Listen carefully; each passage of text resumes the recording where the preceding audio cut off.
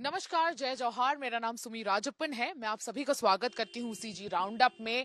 Counting खत्म होने के बाद हमने आपको दिखाया था कि क्या जश्न मना है पूरे छत्तीसगढ़ में, और क्यों हो भी ना, क्योंकि छत्तीसगढ़ में बीजेपी की इतनी प्रचंड बहुमत आज तक नहीं बनी है। ये जो वोट परसेंटेज उन्होंने छुआ है 45% के ओवर वोट परसेंटेज, जो ये है 45% के ऊपर, ये भारतीय जनता पार्टी ने अपने इतिहास में कभी नहीं किया था। जो 2018 में कांग्रेस ने कर लिया था, बिल्कुल उसी तरह भारतीय जनता पार्टी ने 2013 में अपने आप को ही, अपने सारे पिछले परफॉर्मेंसेस से अपने आप को आगे किया है। ये अपने आप में बहुत बड़ी अचीवमेंट की बात है और इसलिए सेलिब्रेशन भी लगातार 2 दिन तक चलते रहे। लेकिन जैसे ही पार्टी जीती, अगला सवाल सबके मन में, जाहिर सी बात है, आम आम आदमी कोई हो या कोई खुद वो सीएम का टॉप कंटेंडर क्यों ना हो, सबके दिमाग में एक सवाल कि अब मुख्यमंत्री कौन होगा, अब कौन बैठेगा उस कुर्सी पे जो 5 साल जो राजशाही, ये जो राजयोग है, किसके किसके किस्मत पर लिखा हुआ है। तो ये एक बहुत बड़ा सवाल है जो चल रहा है और इसको लेकर काफी सारी अटकलें लगाई जा रही हैं। इसको लेकर नए नए डेवलपमेंट हर एक सेकंड हो रहे हैं, सस्पेंस बढ़ता चला जा रहा है। आप और हम जैसे लोग भी लगातार इस चीज के बारे में ही सोच रहे हैं। कुछ ऐसे जो नाम है जो मेरे टीममेट्स ने ऑलरेडी बता दिए हैं, उनमें से कुछ एक जो नाम है जो बहुत श्योर हैं, श्योर शॉट वाले नाम है और जो हर एक इक्वेशन पे फिट बैठते हैं, उनका मैं आज जिक्र करूंगी। सबसे पहले नाम आता है डॉक्टर रमन सिंह का। 3 बार मुख्यमंत्री रहे हैं, लेकिन इसका मतलब ये नहीं कि चौथी बार नहीं बन सकते। बहुत तजुर्बा है उनको और अभी वाइस प्रेसिडेंट भी हैं बीजेपी संगठन के, तो बहुत इंपॉर्टेंट एक पोजीशन वो होल्ड करते हैं। उसके अलावा जिस तरीके से भारतीय जनता पार्टी ने जीत दर्ज की है, उसमें उन्हें मैन ऑफ द मैच भी कहा जा रहा है, क्योंकि उनके स्ट्रैटेजी का भी हाथ था इसमें। और बाकी जो शीर्ष नेतृत्व था, जैसे कि पवन साय, ओम माथुर, नितिन नबीन, मनसुख मंडाविया, इन सबकी स्ट्रैटेजी ने तो जरूर काम किया, लेकिन यहां पे अपने आदमी खड़े करने का काम डॉक्टर रमन सिंह ने किया। अभी छत्तीसगढ़ गवर्नमेंट में बहुत जो है जो लोन ले रखा है वो बहुत ज्यादा है। 87,000 करोड़ के आसपास का लोन लिया हुआ है। भारतीय जनता पार्टी ने बहुत फ्री भी अनाउंस किए हुए हैं। मुफ्त की जो रेवड़ियां हैं, भारतीय जनता पार्टी ने भी बहुत बांटने वाले हैं। अगर उसको अमल में लाना है तो ये जो 87,000 करोड़ का ये जो डेट है, जो लोन है, जो ऑलरेडी चल रहा है, ये और गहरा हो जाएगा, इसकी खाई और गहरी हो जाएगी। और अगर उस खाई को कम करना है, स्ट्रैटेजी अच्छी बैठा के काम करना है, सरकार के बाकी कामों पे उस लोन का, उस डेट का, उधार का अगर भार नहीं वो करना है, तो इसके लिए एक तजुर्बे वाला इंसान चाहिए और वो तजुर्बा डॉक्टर रमन सिंह के पास है। इसके अलावा अगर देखा जाए तो विष्णुदेव साय, जो ट्राइबल कम्युनिटी के, यानी कि आपके आदिवासी के सबसे बड़े चेहरे हैं, आदिवासी कम्युनिटी के सबसे बड़े चेहरे हैं, उनका नाम बताया जा रहा है।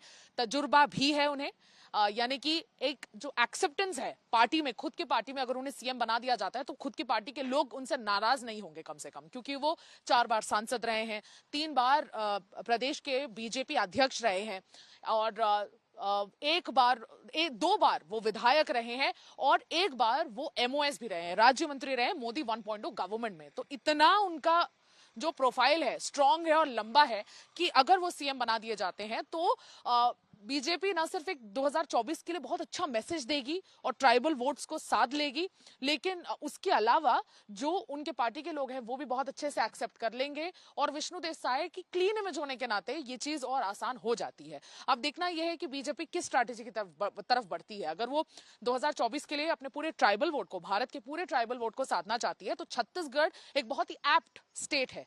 छत्तीसगढ़ एक बहुत ही एक ऐसा स्टेट है, ट्राइबल बहुल्य क्षेत्र है, और यहाँ पे ट्राइबल सीएम बनाना बिल्कुल एक आम बात होगी, लेकिन अपने आप में स्ट्रैटेजी बहुत मास्टर स्ट्रोक प्रूव हो सकती है।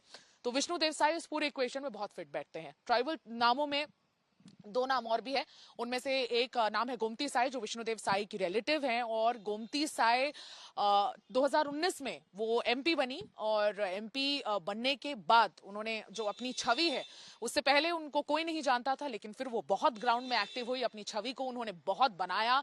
और पत्थलगांव का वो इंसिडेंट जिसमें एक गाड़ी आती है और भीड़ में जो दुर्गा विसर्जन के लिए लोग जाते हैं उसमें घुसा देती है, उस पूरे प्रोटेस्ट को लीड करने का काम गोमती साय ने किया था। उस समय मैं उस स्टोरी को कवर भी कर रही थी और मैंने गोमती साय से बात की थी। वो बिल्कुल रोड पर बैठकर उस प्रोटेस्ट को कवर करती हुई काफी अग्रेशन के साथ नजर भी आई थी, तो उससे उनकी इमेज बिल्डिंग बहुत ज्यादा हुई है। अनुभव उतना ज्यादा नहीं है, लेकिन ट्राइबल चेहरा है, और अगर एक वुमन को एक औरत को बनाना बीजेपी की स्ट्रैटेजी है, तो इसमें ये फिट बैठती हैं।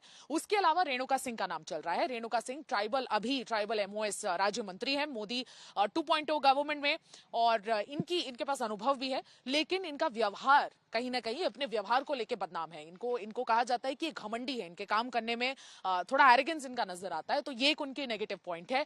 लेकिन उसके अलावा अगर देखें तो ये भी फिट बैठती हैं, ट्राइबल हैं, महिला हैं, एक्सपीरियंस है, और एमपी भी हैं, तो और अच्छे वोटों से इस बार जीती भी हैं, तो ये सारे इक्वेशन में वो भी फिट बैठती है।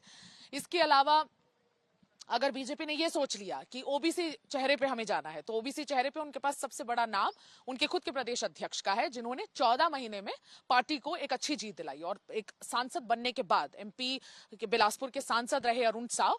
लेकिन उस समय तक वो उतने जाने माने नहीं थे। वेव में बताया जाता है कि वेव में मोदी लहर में वो जीत गए, लेकिन जब से वो अध्यक्ष बने तब से वो बिना सोए, ज्यादा अपनी कम नींद में उन्होंने बढ़ चढ़ के मेहनत की, और सरगुजा से लेके बस्तर तक वो लगातार दौरे करते रहे, जिसका फलस्वरूप हमें देखने को मिला कि एक प्रेसिडेंट होने के नाते उनकी एक अच्छी जीत हुई। 14% का वोट परसेंटेज उन्होंने कवर कर लिया। इसके अलावा अगर यंग ब्लड चाहते हैं, एडमिनिस्ट्रेटिव स्किल्स वाला कोई बंदा चाहते हैं, ऐसा कोई कि जो चला पाए पूरी सरकार को अच्छे कैलकुलेटिव दिमाग के साथ, तो जो फॉर्मर आईएएस रहे हैं, जो इस पॉलिटिक्स में आने से पहले आईएएस ऑफिसर रहे, ओपी चौधरी का नाम काफी ज्यादा चल रहा है। यंग ब्लड है, और कहीं पे भी हम पोल्स डालते हैं तो वहां पे 80% जो यूथ है वो ओपी चौधरी को अपना सीएम देखना चाहता है। तो ये सारे जो सवाल है, इन सारे इक्वेशन में, इन सारे आप देख रहे हैं, ये समीकरण है, ये ऑलरेडी जो है पार्टी ने डिसाइड कर लिया किसको बनाना है, लेकिन ये जो 2 दिन का जो थोड़ी बहुत फाइनल जो एक ठप्पा लगाना होता है, उसमें 2 से 3 दिन का वक्त लग जाता है। और इसी के लिए मंथन अभी जारी है दिल्ली में। बताया जा रहा है कि विधायक दल की बैठक होगी, मतलब पहले मंथन किया जाएगा, फिर वो रिपोर्ट लेके यहाँ पर आएंगे सेंट्रल लीडरशिप, फिर यहाँ पे विधायक दल की बैठक होगी, उसके बाद उसमें सहमति बन के ये नाम बाहर आ जाएगा, और फिर कैबिनेट में भी कितने लोग रहेंगे ये नाम भी बाहर आ जाएगा। लेकिन इस बार ओम माथुर ने ये चीज साफ तौर पे कह दी है कि बहुत ही चौंकाने वाला नाम होगा, बहुत मतलब अनएक्सपेक्टेड नाम हो सकता है, और अगर ऐसा होता है तो छत्तीसगढ़ सुर्खियों में जरूर बना रहेगा। हमारे साथ लगातार बने रहिए, हम आपके साथ जुड़े रहेंगे, लगातार आपको स्पीडी अपडेट्स देते रहेंगे, और हमें अपना फीडबैक लगातार बताते रहिए। अभी मुझे सुमी राजप्पन को और मेरे वीडियो जर्नलिस्ट राघवेंद्र पांडे को विदा दीजिए। नमस्कार, जय जौहार।